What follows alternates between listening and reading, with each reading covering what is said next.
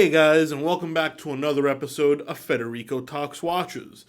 Today, we're going to do something different. Something I don't do very often, but I think I should be doing more often. Let me know if you like this idea. I want to show you 3 seriously cool watches that came into Delray Watch Supply, my store, and just kind of take the opportunity to explain a few cool pieces that come across my desk. At, of course, the risk of sounding self-promoting, but hey, it is a business after all. Of course, before we get started, customary wristwatch check. I am wearing my Ming, my blue limited edition Ming, the smallest watch in my collection at 38 millimeters. I was giving this one a run around this weekend. I was wearing a lot more dress shirts. It's kind of cold in Miami. I was wearing a sports coat. And boy, do I really love this watch, even though it's probably the least worn in my collection. But yeah, guys, let's get right into it. 3 super cool watches that I got at DelrayWatch.com. Link in the description below, and I'll walk you through them. This right here is pretty unique. It's completely unworn, box and papers, still has the stickers on it. It is the Girard Perregaux Laureato Absolute Chronograph. Now, what makes this special? Larger size rubber strap. It is titanium coated PVD, so black coated titanium with a blue fume dial. That is quite different. In-house Girard Perregaux movement, comes with 2 straps, deployant buckle, and priced well under $10,000, and I think this one retail is just under $17,000 or $18,000. Quite rare. I believe they only made, well, it's not a limited edition, it's a limited production piece. I couldn't find it anywhere online apart from the Girard Perregaux website, but this came across my desk in a mixture of that black case, the in-house movement, the blue dial, and everybody knows that I love GP. How could I not show this to you? Second is one of the rarest watches to ever come across my desk. Maybe the second rarest ever, and that is a Pita Barcelona Oceana. Now, who is Pita Barcelona?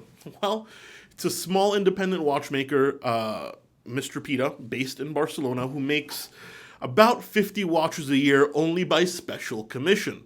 And he's a member of the AHCI, Watchmaking Elite. This here is a 2,000 meter diver with a rotating bezel. Now you may realize, Federico, where's the crown? Well, the construction of this watch is extremely interesting. There is no crown because that is an extra hole for water to get into the case.